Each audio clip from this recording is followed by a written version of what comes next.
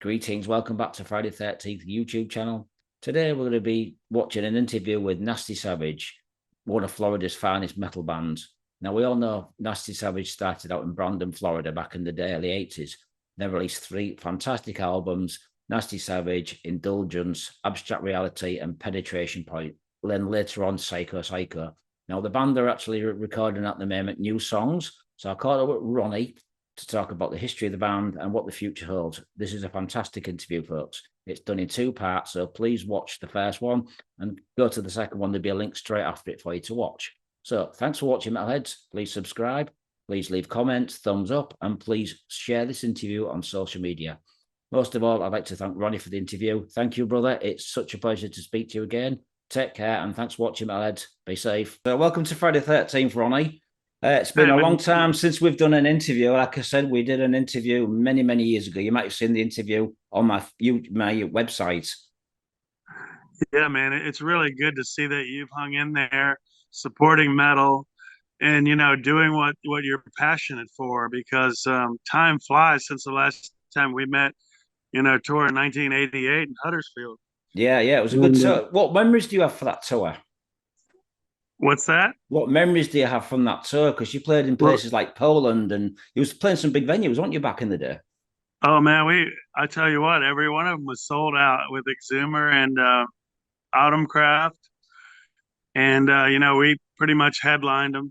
But, it was a hot time for Nasty Savage because we broke out. We had a lot of press, media, a lot of hype, and it was time to back it all up. We did every single night, man. We were killing it. And, it was great to meet the fans. The fans of all of Europe, South America, all around the world are great heavy metal fans. But the Europeans seem very educated to the bands and knowledgeable, and the media and press are so professional, and they know what they have to do. They have a job to do to help heavy metal. So it was a great experience, and it's always a learning experience as well. Anytime you get to go out and play for people and tour and learn customs of other people's countries and have a positive feedback from the people and we want to burn images in their brain at the same time, so that's what I really enjoy doing, and I've honed my craft since then really good. I remember I've still got a leather jacket with all the autographs on from when I was like 18 years old. I still got it, and it's still got your autographs on. Yeah, man, it's really cool because you know, mostly heavy metal fans, they don't change. They're heavy metal to the day they die. Yeah. And, it's cool to see a lot of people who are corporate now, but still metal, that are all walks of life, from blue collar to white collar.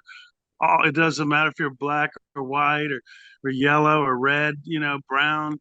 It's people coming together, man. And it's the music that brings us together. And I really dig that, man. It's really cool.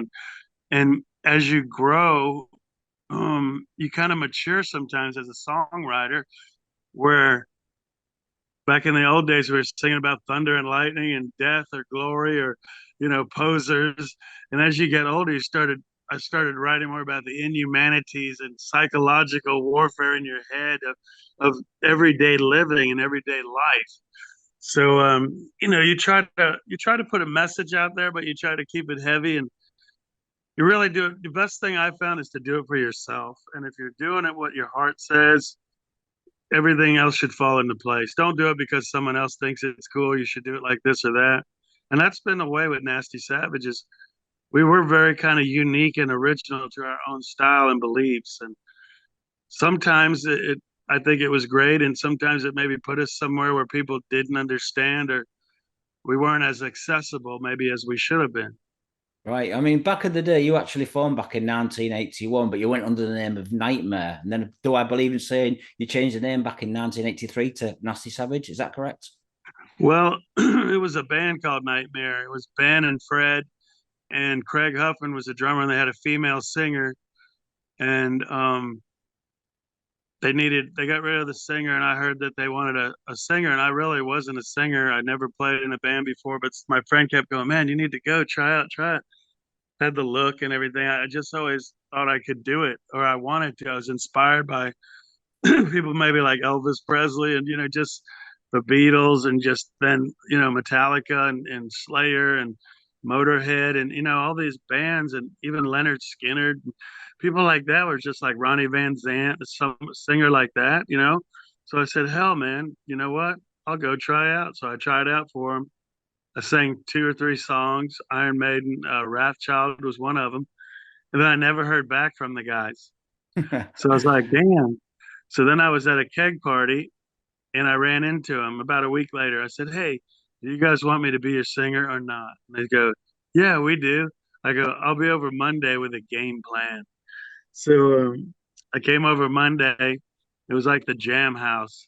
I said, everybody out of the house except the band. And they're looking at me like, who is this guy? And I said, everybody out now except the band. So I said, okay, guys, sit down.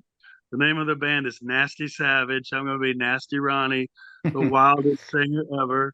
I said, and we're going to have a goal. And with 1 year, we're going to be signed to a label. We're going to be getting fan mail from all over the world. And we're going to be touring, and we're going to do a demo tape with 4 songs called Wage of Mayhem. Is everybody in? And they were like, hell yeah. And of course, after 1 year, I mean, all that happened because we're really conscious on, I figured, hell, if I was going to be in a band, I really wasn't a singer. I just kind of played one on stage, I guess. But what happened is, you just set goals and you market it and promote it and that's all I did. I promoted Nasty Savage, and I wasn't the musician. I was the singer guy. So I let those guys do the music, and I took care of the marketing, promotions, and backed it up on stage with the powerful music. And, we just kept pushing forward, got signed to Metal Blade. And that's really how the name started. It was Nasty Savage. And I just said, hey, man, this is the deal. And everybody went with it.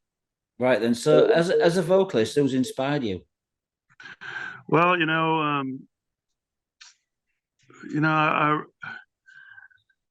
of course, Ronnie James Dio or Rob Halford, then I saw the Merciful Fate, Nuns Have No Fun, 12-inch, and I was like, wow, this dude's cool. And, but there's nothing like, I was listening to this morning, Stained Glass by Judas Priest, and, or The Sinner, the song Sinner. Which one is that one on? Diamonds and Rust is on it. It's not Sad Winds of Destiny. God, I love Sad Winds of Destiny too. Yeah, but Sin After Sin album, Sin After Sin. Sin After Sin. Listening to Rob Halford's hitting those notes, and I'm like, damn, I want to try to do that, And we just tried to work on it, and then the music though is what really inspired me because, I like people like Bon Scott from AC/DC or Ronnie Van Zant, singers who were like not afraid to say what they really meant and to go out and make things happen, and kind of anarchists like Wendy O. Williams and people like that from the Plasmatics, and of course Elvis Presley, just that star-studded rock star stuff, or the Beatles, even like Pink Floyd, and it's just rock and roll. You got to remember your roots, where you come from, and to see the success and failures of others, to kind of put your own perspective on what you want to be. Because I really didn't want to be anybody else. I just said, hell, I can't sing like anybody else, so let's just do our own original stuff. But the music is really what pulled it out of me, is the amazing music that the band members put together in that first album. Fred Dregerson and David Austin and Ben Meyer and Curtis Beeson, and just the music inspired me to create, I guess, my style, because I had to adapt to the music. They weren't writing for the words; they were writing for the music. You see, you're a very, very abstract band, very unique. Yeah, and it almost seemed to me like every album it would get a little weirder and say, hey, try this and do that. And when Penetration Point came out, I was going, what the heck, man? And it was almost like a challenge, try to write to this, what can you come up with that? And, I was stuck in my little hole in my box or whatever. And I just use the music to inspire what I came up with lyrics. Lyrics are one thing and singing it's another, but I always try to tell a story of an abstract way, maybe read between the lines and not exactly tell you what it's all about. As a maturing songwriter, you try to do that to invoke other people's, their what they think, maybe what they feel, or maybe what they can relate to, if they can relate. So they got to search for the opening with despair and try to find it for themselves. Really, what the heck are they really talking about? But it's heavy metal, so anything works. I mean, you was big friends with Chuck from Death. He had a lot of admiration for you guys. Admired you a lot, didn't he? He was a big fan.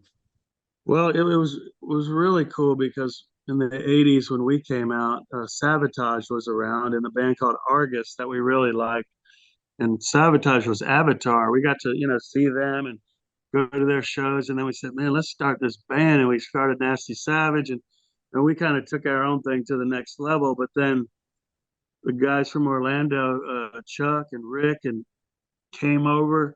Chuck and Rick really, and these guys from the Guillotine magazine, little fanzine, but they came over and they just were big time Nasty Savage fans. And I remember them up front thrashing and banging their head on the stage at this London Victory Club show.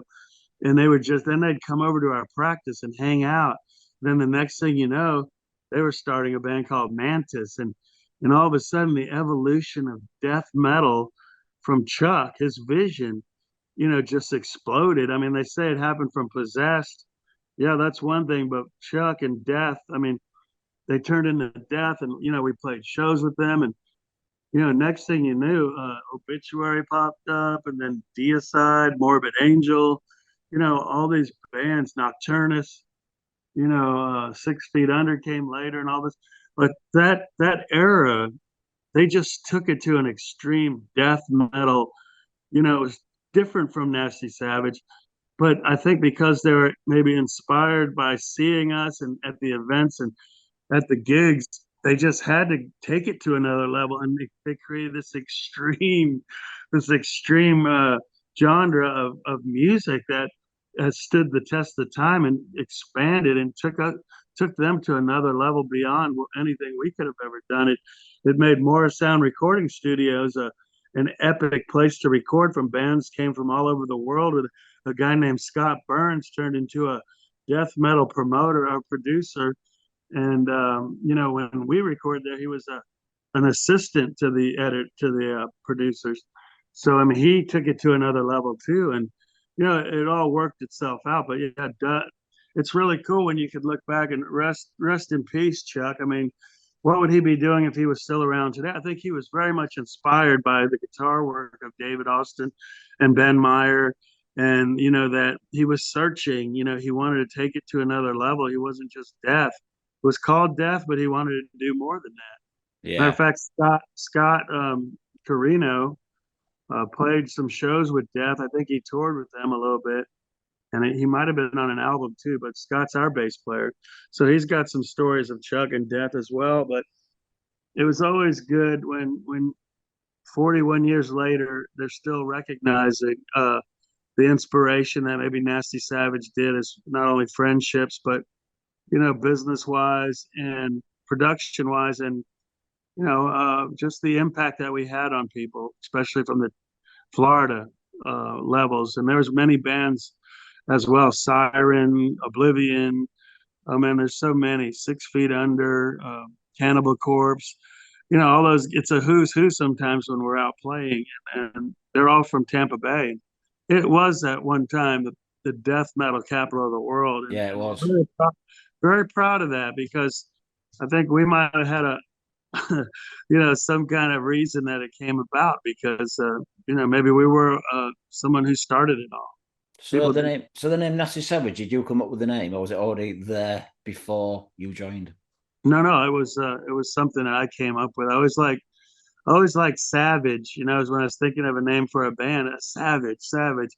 And I said, I just got to find a word that goes with Savage. And all of a sudden, Nasty popped in. I'm like, Nasty Savage, Nasty Ronny, Nasty fucking Savage. I was like, yeah, I think that could work, man. And it just worked. But then when you have a name like that, you kind of you got to be a little nasty.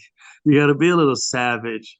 Your music has to be like that, you know. So it was kind of a good concept, and I think it still holds strong today. It separates ourselves.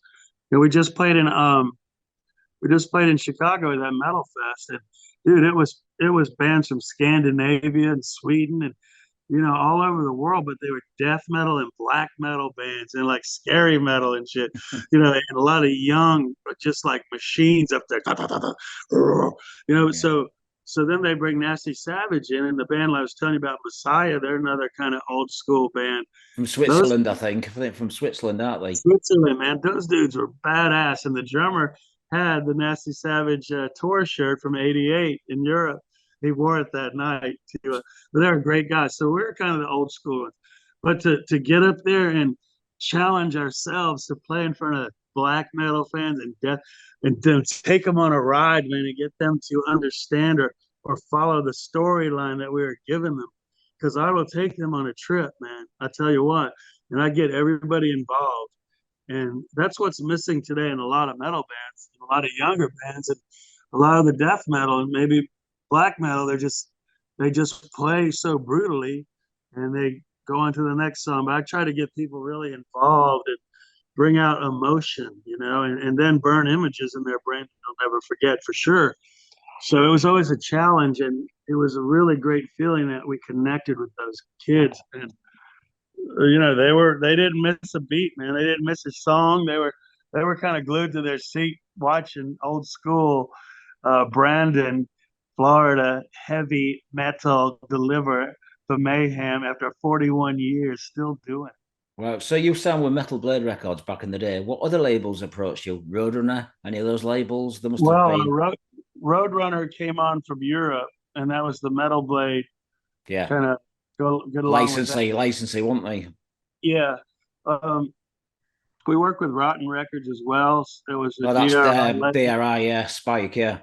Yeah, and they were really good. And you know, it's so hard to be in the record industry and the business of being a band and having records out and trying to get paid and expenses and recording and you know, it's just a lot. But right now we're writing new music. Nasty Savage is a new chapter of Nasty Savage, and we have some really cool new songs. We played one, yeah, we played one at the Metal Assault, uh, Metal Threat. Rather, I kept calling it Metal Assault on stage, but we played one there called the Sixth Finger. It's an instrumental song, and it's really brutal. You know, it's heavy and it's complex, and it's progressive, but you know, it's in the vein of Nasty Savage, and now we have like 3 other songs, and we have a lot of labels who said, "Man, as soon as you get it to us." But we don't know what we want to do really, because do we really want to get signed by a label, and you know, or do we want to do our own thing? Is it download? Is it digital? Is it, you know, all this bullshit you have to deal with? So,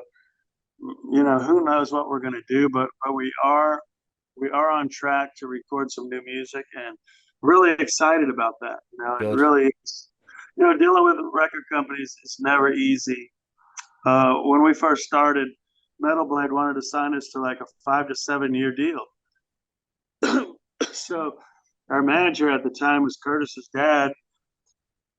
He felt that, oh, hell no, you're going to sign my guys to 1 album, maybe 2, and then we'll renegotiate for a bigger deal, blah, blah, blah. And then, so Metal Blade, I don't think they put a lot into us as they should have, because they didn't have us tied down forever, you know? So maybe we kind of screwed up some things on the way. And, you know, we just, you know, everybody says, oh man, you guys should have been bigger than you were. You had, you know, you're very you know, untapped, and, you know, people just, you know, a lot of that I hear that, man, you guys missed your calling, you missed it. Something happened. What happened? Like, you can't change that, you know, you only can learn from it. And you have to enjoy whatever you do, you do. So luckily, you know, Nasty Savage wasn't our whole base of life and, you know, paying for our homes and cars and families. You know, it's always like a side thing where bands today, man, they're making big bucks out there on the road and merchandising and, you know, some of the things Obituary has done. And so proud of those guys because they're such businessmen and they just working. Terry Butler and 3 or 4 bands and doing the merchandise and selling it and meeting the people and booking. I mean that's what it's about, man. Is taking care of business. And one day I was at home in the '80s at my mom's house when I lived at home, and my mom said, "Hey, Ron, there's 2 boys at the door and they want to talk to you." And I'm like, "Okay." So I go to the door and there's 2 kids on bicycles. They go, "Are you Nasty Ronnie?" I said, "Yeah." And they go, "We're John and Donald Tardy. We want to know how to start a band." They came right to the source, man, of the marketing guru of heavy metal in Tampa Bay and Brandon. And they came right to my house and asked me, "How do you do it? How smart is that?" They didn't waste any time. They went right to the source. So I was like, "Dude, you know what? I really like what you guys are doing." I said, "Let's go to Lithia Springs. It's this park over here, a spring where you go swimming. It's like 72 degrees." I said, "Let's go there to the park, man." And we threw the frisbee for like 5 hours and just talked metal and promotion and marketing and business of heavy metal. And you know what? Those guys, they put a book out just recently, and there's a whole chapter about Nasty Savage in that book, and then they did that video, 10,000 Ways to Die, I think it was, an animated video. Have you ever seen it? Yeah, I've seen it. Yeah. It has like 5 million or more views, and they honored Nasty Savage in that. And I mean, wow, I just can't tell you how much I respect those guys for just being great at what they do and taking care of business, but to never forget where they came from. And when I hear quotes from those guys or Chuck or even Glenn Benton from Deicide, he actually tried out for Nasty Savage. He actually stole your outfit for the first album. Oh man. But he really tried out for Nasty Savage when after Dezo left in Indulgence, and when we got Chris Morehouse for Abstract Reality. Rest in peace, Chris.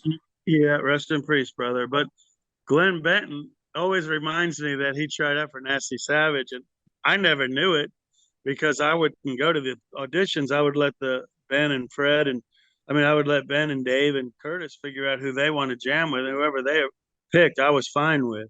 I didn't want to get in the way or anything. I said, "You know what, you guys do it, figure it out, and then I'm okay with whoever you pick." So I never knew, but just think if Glenn Benton would have joined Nasty Savage, it would have changed the course of death metal, man. He might never have burned a upside down cross in his head. It's like, wow, the course of history kind of went through Nasty Savage at one time. So Ronny, I mean, the first album, what songs from the first album stand out for you? Oh man, we still play No Sympathy, Asmodeus, Gladiator. That's just it was uncharted land back then. It's uncharted. But we just did what we felt, and we got a really good production. Got in there and we produced it ourselves, really. And the engineers were just so great. Jim Morris and them at Morris Sound Recording. We just got a good sound. Yeah, you did. And it was a very unique brand of metal at the time. In the '80s, we broke out, man, and then Indulgence came after that. That took it to another level, heavier, more complex. And then, then with the EP that came out, songs Abstract like Reality, yeah, that song, and then Aromantic Vertigo, and You Snooze, You Lose. That's a good song. That's brilliant. That we're on track to do some heavy stuff, man. And then we left Metal Blade, went to Rotten Records and did Penetration Point, and then that was just another extension of the obscurity and complexity of Nasty Savage, or the uniqueness of the Savage style. It's like, but you love it's like your kids, man. You love them all. It's hard to pick the best one or your favorite, because each one is in its own time. You remember the volume of work you did to get there, to get it completed. Another thing is when you do a record, and you record it, you can't change it, you know. So it's like it's there forever. So you got to make sure you like it, and we've learned that too through the years. That oh yeah, that's a good take. Next, you know, and you say, hold on a minute, you know, I really want to. No, you're fine, you're fine. And then we did the Psycho album, you know, and that was really cool because that was the first album we ever did where we never practiced together. Everybody just did their own thing, and we came into the studio and did our parts because Wow. David in Tennessee at the time. So it was really unique, but it's been a long road. I'm glad we've made some impact on some people, inspired people, and there's really true Nasty Savage fans out there, and I just want to thank them for always enjoying the music and trying to understand what we're about. But metal is so cool, and but to have loyal fans, it means so much. So we always really try to give our fans as much time and make their day special when we have a chance to meet them and talk to them and listen to what they say. Yeah, I mean the album Indulgence, Abstract Reality, and Penetration Point had some really bizarre covers. Really, really, but it went with the music, didn't it? It actually spoke for the music. Yeah, I think it did in a way. It was Vandekar, this artist that I met, and I just loved going out to his house, and had all these crazy statues, and he was like a warlock marketing artist dude, and he just had all the makings of marketing. So we thought, man, let's do this. And when he passed away, he had on the easel the penetration point. Um, what was it? No, he had yeah, I guess it was the Penetration Point album. So anyway, that was it. So I said, well, hell, let's just use this. This is the last painting he was painting for me. And I said, let's call it Penetration Point, and it's known as the Evil Carrot now, that cover. So I mean, you guys, I mean, you did the Psycho album, then you kind of like disbanded. I mean, what do you see the old guys, Curtis or anyone, or Ben or Dave? Do you see any of them? What are they doing now? Yeah, we see some of them here and there. Ben has his own band, Ben Meyer Band, Is and he that plays. Guardia Lou? Is that Guardia Lou or something? That was one of his bands, wasn't it? He did Guardy Lou and Lowbrow, but now he does just his own thing and plays in bars. He has like 500 songs he plays, anything from ZZ Top to Oh, okay. just everyday music, George Thorogood or whatever, and he plays in bars and gets paid to do that. So he does a lot of solo stuff, and he's got a good following. David Austin just left Nasty Savage. He just got burnt out. So we have a new guitarist, Dave Orman, who's a shredder, dude. And I mean, we're really excited to have him. Pete is jamming with us now. Pete Sykes, he's been with us for a while. James is our drummer, and Scotty's a bass player.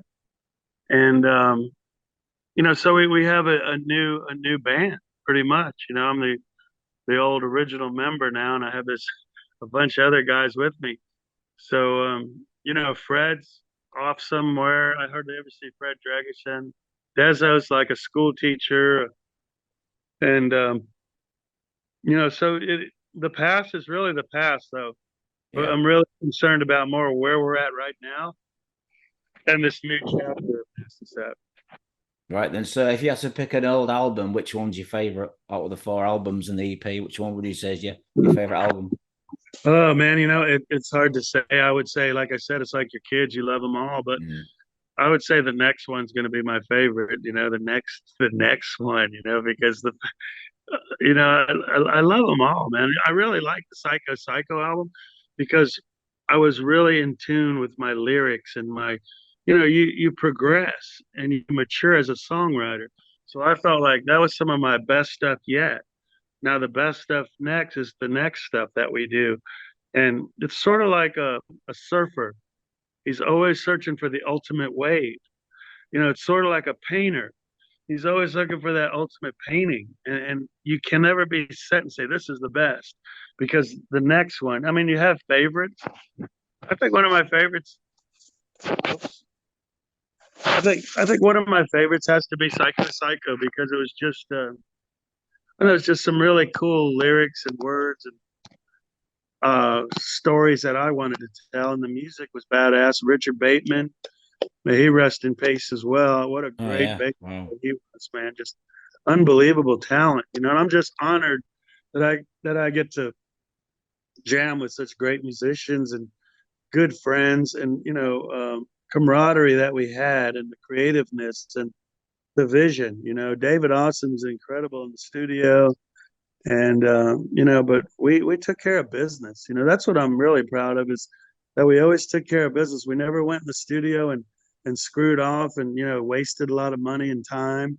We went in ready to go, and we went in, always took care of, and we always made it home alive, from these gigs, and we didn't screw up and do stupid things, like so we're very fortunate at that. I'm proud of that.